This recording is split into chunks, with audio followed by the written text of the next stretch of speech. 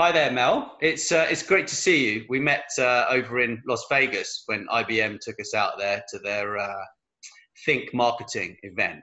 And yeah, we're going to talk about retail today. I'm really quite excited. But before we get to that, I'd like to introduce you. You're Melissa Gonzalez. You are the founder of the Lionesque Group, and that's a multi-award winning firm of retail strategists. You're based in New York, right? That's And correct.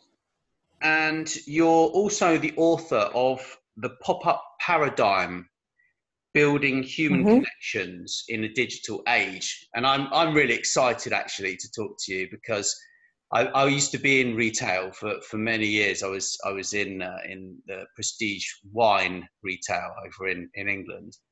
And yeah, I think it's quite an exciting time really in retail, don't you think? Absolutely. I mean, having come from wine, you understand experiential.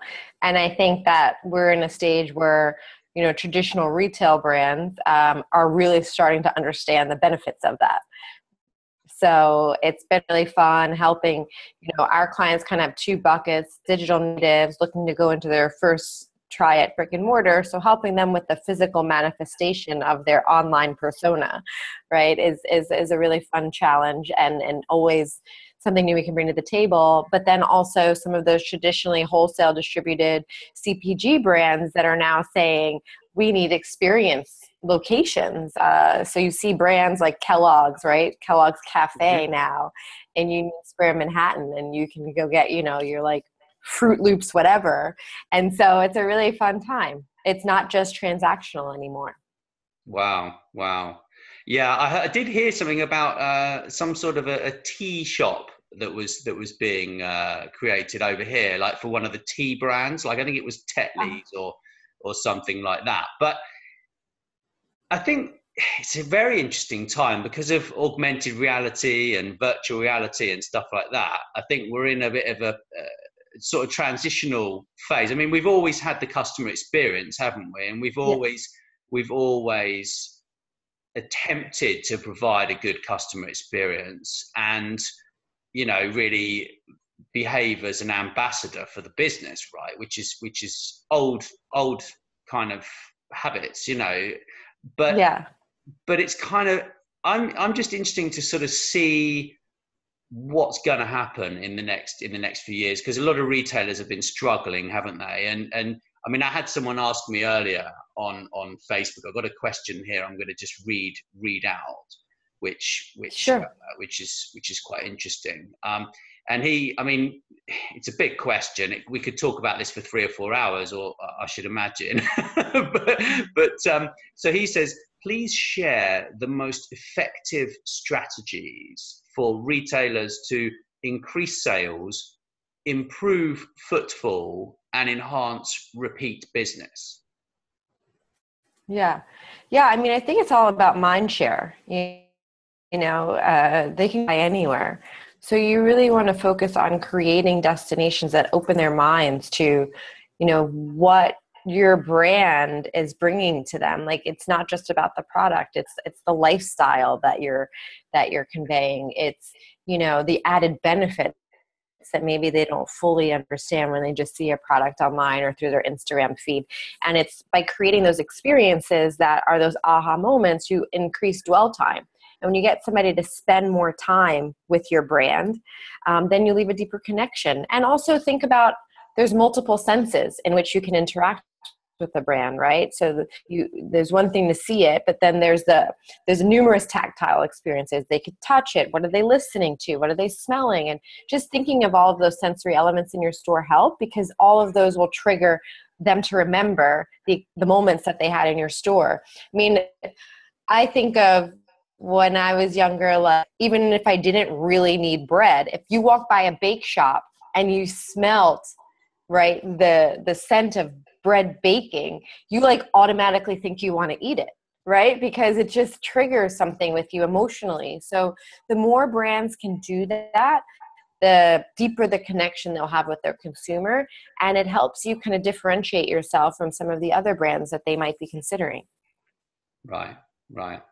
Yeah, I agree. I mean, do you think that businesses are doing enough to get customers to share content for them on social media? I think they're doing it more and more, but it's a tricky thing too, because I think it's interesting. There's definitely buckets of people that are online, right? There's always those first movers and influencers, and then there's kind of those micro communities that little kind of fall right after that, and then there's those late adopters, and kind of like what triggers each one of them to share is a little bit different. So, really, I think brands are learning to be more and more targeted of understanding like what's going to motivate people and what's their call to action. And I think that's the important part you can't forget, is what is the call to action. So, and conveying that, right?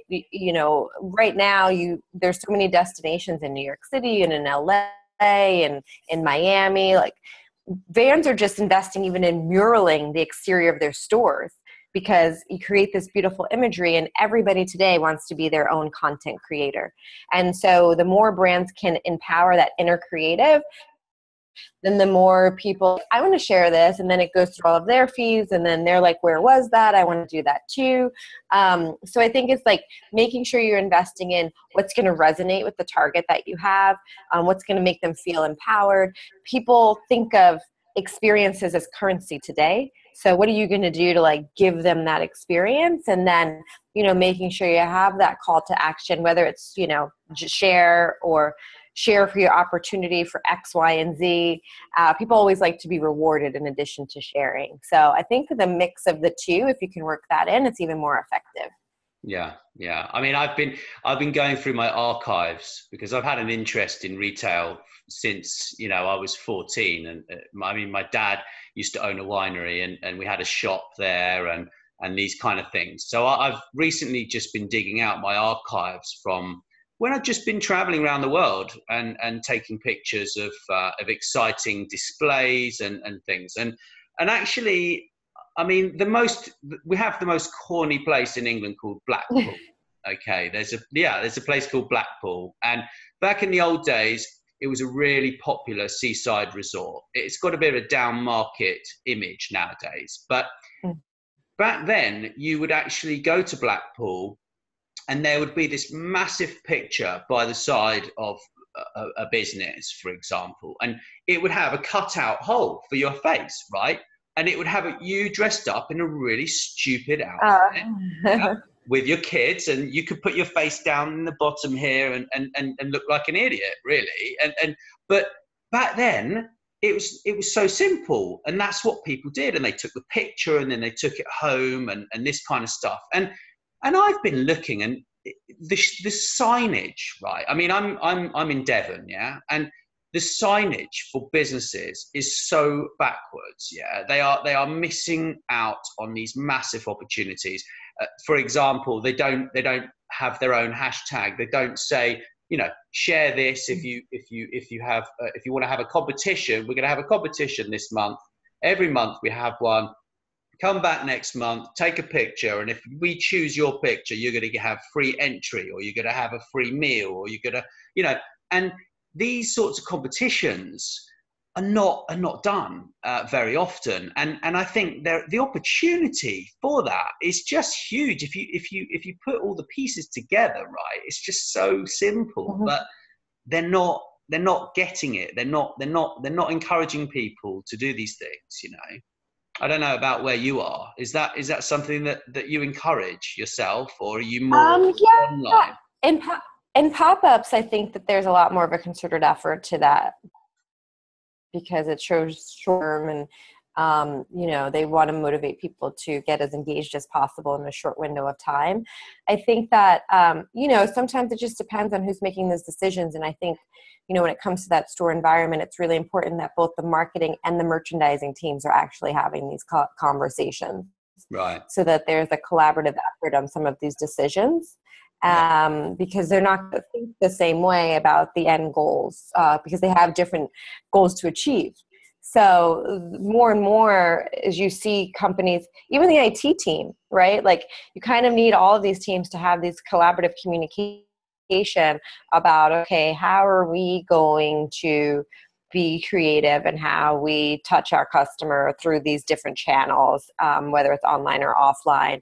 And merchandising strategy is impacted by marketing strategy, and all of it's impacted by technology. And so, I think you're starting to see a lot more of those conversations open up. And for the smaller businesses, they can be a lot more nimble towards that. And some of the bigger corporate entities, it's a little bit harder to get people out of their silos. But you're seeing major brands like Macy's trying to do that, right? Macy's Really? just acquired Story because they want to have experiential in store. They are putting a concerted effort towards influencer programs. They are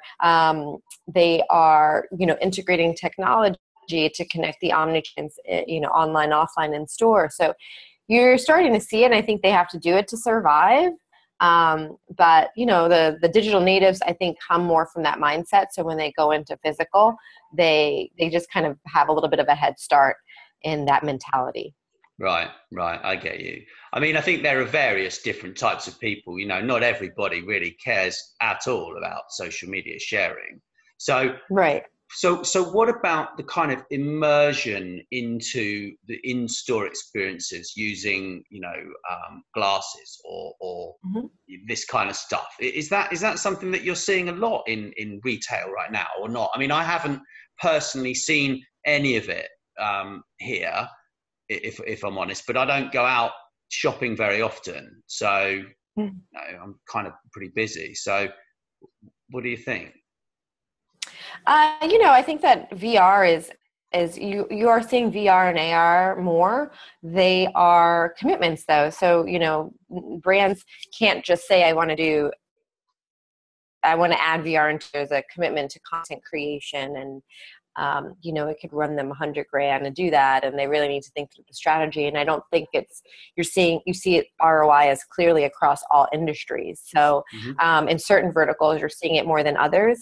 And the tourism industry, the auto industry, like a lot of that makes a lot of sense because you're going to be taken on a test drive virtually, and if you could simulate that, that's really helpful for auto companies. But, in a clothing store, I don't go to a clothing store so I could virtually see the racks. Like, I go there so I can touch and feel the product. Right. So when I see those integrations in store, to me, it doesn't really solve the problem, solve that gap. Augmented reality, on the other hand, is interesting for some companies, where if I could try on a shirt and I get the fit, and I get to sit in that top and understand what it's going to feel like, and then through the mirror see it on me in different colors, that's a nice add-on, because I did solve for fit. I did get to touch the fabric, but I don't have to take off my shirt 7 times. I could just see it in different colors. Hopefully that pigmentation's accurate to how the top's going to really look.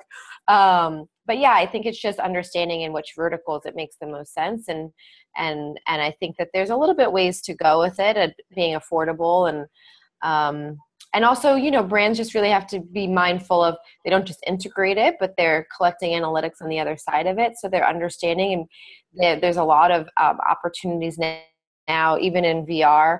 They can track your eye, and they can see where within the video are you spending the most time. So, things from that, and using it to always learn and iterate is important too. Right. I think it's certainly quite an exciting time, but also probably quite scary for some retailers. I mean,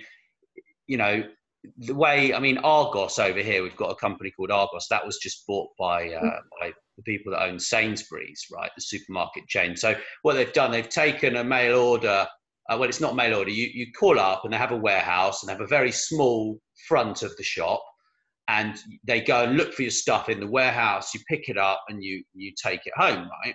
So they've just created a in-store Argos inside the Sainsbury's supermarkets, which is a great move, actually, a great move. But I think,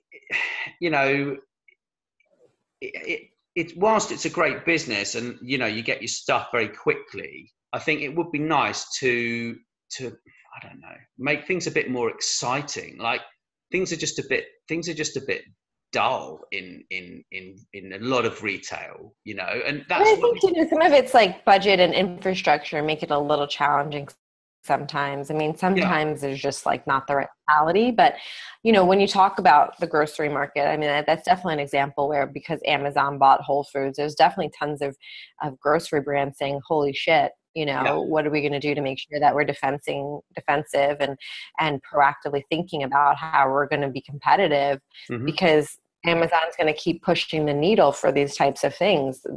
Yeah. They have the money to experiment, but then they show consumers like us the possibilities.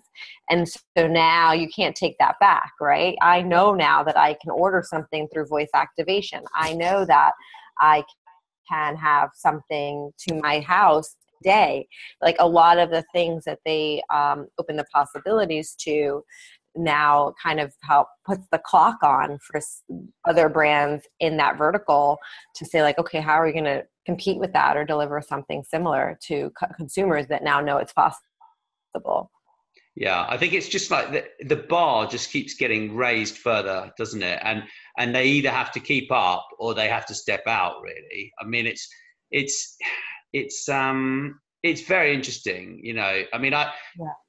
I know you're big into technology as well, like I am, you know, because we're both in the IBM Futurist program, right? So in terms of like tracking customers in store on their mobile, and you know, providing vouchers and this kind of stuff, how, what do you know about like that kind of stuff? I'm not hugely knowledgeable about it, but I mean, I think that, you know, look, there's so much information that being collected from your phone. It's a little tricky right now too, because now they scramble MAC addresses. So every, you know, few minutes, it identifies me as a different device. So it's gotten a little trickier in that sense, with like the most basic door counters that go in and tag your phone. There's a lot of inaccuracies and double counting, and you have to opt into the messaging that's being sent to you. It's not like they can just send it out if you didn't give the permission to. But with camera vision, it's getting a lot more interesting now, because you know, they're able to identify, you know, hundreds of points to say what, you know, the demographic is in the store and what the age range is in the store. And there's a lot of companies that are starting to experiment with facial loyalty programs. Again, you have to opt into that as well and say, yes, I give you permission to store that this is right. Melissa and you can message me. Mhm. But yeah, a lot of that's coming. The key to it really is that you can't ever make people feel like you're just being tracked. You have to use it to deliver such a personalized experience that you delight people so much that they're okay with that give and take. They're, you Yeah. know, it's like, we all use Google today, and we all use Amazon, and they know more about us than almost anybody, but the benefit they give back in giving us the right search answers and, you know, suggesting products that makes the most sense to us and answering our needs before we even know have those needs sometimes, like Yeah. that's what you know, that's what opens us to be like, well, it's kind of, this is the world, right?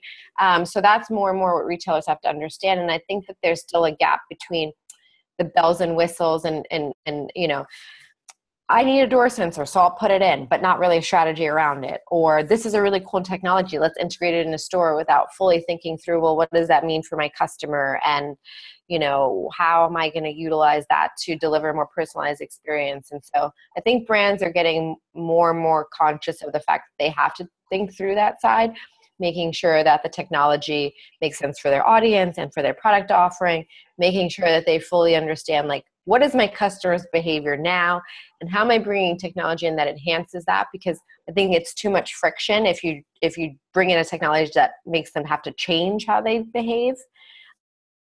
A lot of the times they won't do that. So I think it's getting a lot more attainable for stores to integrate it, but also to bigger stores or brands to either have an in-house team or bring in consultants to help them think through all of those elements so that the technology is very purposeful in the store. Yeah, yeah. I mean, I think I wrote a post about intrusive irritation. You know, is it personalization, or is it actually gonna really upset people by being too intrusive? And I think it's very different over where you are than over here. Over here, we're a lot more conservative. We don't, you know, I don't think we've really used personalization to an extreme level enough over here yet. And I think with GDPR coming on recently, that's caused some sort of problems for the marketers. But I think there are different attitudes. And over here, if you try to personalize something too much, you'll drive someone away completely unless they know what they're getting. And in retail, in store, I think it's so easy to do if you actually have a conversation with someone behind the till, right? Like you need to have people on the ground at the till, yeah. It doesn't matter where they are, but they need, as far as I'm concerned, there's a disconnect, right, between the marketing department and the people on the ground, yeah. Like, for example, I think I flew somewhere with BA, right? And they were trying to get me to download their BA app. So I was just like, well, why do I want another app on my phone? Yeah. And it's actually putting the culture together. That's my feeling of saying, right, there needs to be an educational program for the staff. Then there needs to be like some incentive-based encouragement, let's say, to encourage them to actually educate the customer and then bring them along through the journey. And that's something that I think personally, certainly I've found is missing in many stores. And then it goes back to actually how much are we paying these people? Because motivation is clearly linked to money, right? Yeah, for sure. Absolutely. Yeah. When you think of staffing in stores and stuff, it's always a question too, like how much do you pay in-store staffers, and what does that commission structure look like? And for us, where we specialize a lot in pop-ups, it's actually tricky because the benefit a lot of times commission is you have the opportunity for clienteling and you build a customer base. And, when you have a full-time position at a store, then having a commission makes a lot of sense because you're working towards that. And when you have a pop-up, they tend to just get more per hour. And instead of those incentives of that, maybe they get credits to the brand and things like that. But it's they're one of the most important touch points. Yeah. So the compensation is really important, and there really has to be a strategy around how you train them, how you compensate them. And I always say, you have to make them feel like they're an entrepreneur themselves within what you're doing, so that they feel like they're helping grow something, and just it has a bigger purpose than a 9-to-5. I'm coming in just to man a store. Yeah, very much so. So in terms of your pop-ups, you actually put those together for brands and also within stores, so say I had a big store, like a department store, you would come in and you would put in there a display for a particular brand, or what do you actually? Yeah, we can do pop and shops. We are typically hired to do full stores, but we do have some clients that do pop shops.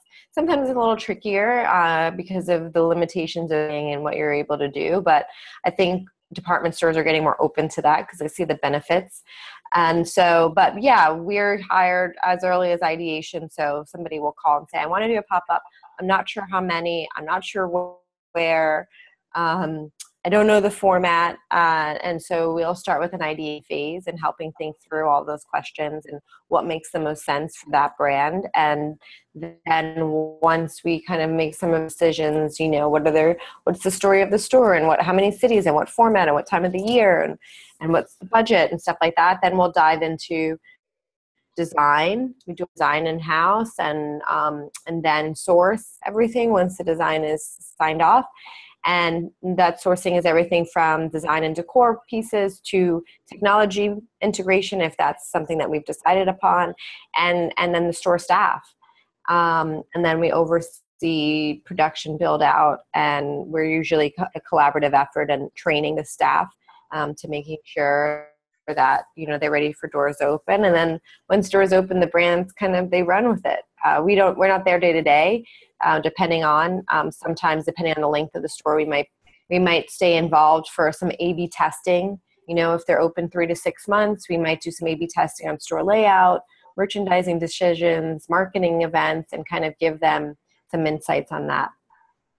Right. Right. That sounds fantastic. So what about you know, displays and things like outside the store? Do you kind of get involved with things like that, like signage and stuff, or? Yeah, everything. Everything about the design we would oversee, and we would, give them our advice on this is the store layout, and this is the consumer journey we see, and here's a good signage moment, and it's a collaborative effort on what the copy is, just because they're from the brand themselves. But we'll say this is where we think it should go, and then we source and oversee the install. Fantastic. That sounds like a lot of fun, actually. I must admit, I'm quite excited about it. Mhm. so, Yeah, so it's nice because you always get to see something created, so it's nice to not just be part of the ideation, because it's nice to see it come to fruition. for sure, for sure. Well, thanks ever so much for sharing your time, and Yeah, I'll share this video around. Um, I'll put a link in to your website in the notes and things like this. So yeah, to the website or to the book, The Pop-Up Paradigm. It's a quick read. You could do it on a flight here. So it's a lot of it's not a how-to book. It's a lot of here's some brands that have done it. Here were the goals they were looking to achieve, and here's what we think was good about it. cool, cool. That sounds superb, superb. Thank you very much.